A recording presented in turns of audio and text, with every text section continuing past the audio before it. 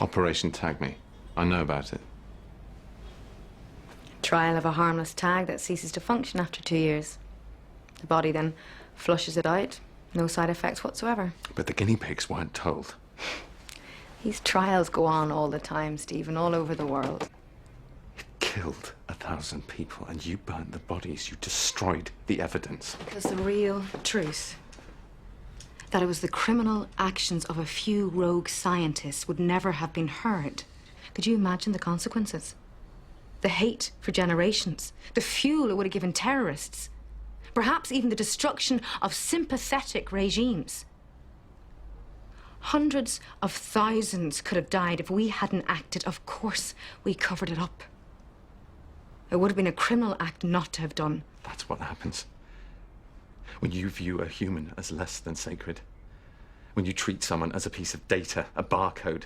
When you violate them with internal tags, they become less than human, and you start to imagine the impossible, and then you find yourself doing it. This is a good government. What happens when it isn't? I don't feel violated or less human. Smaller than a grain of rice. That's where mine went in.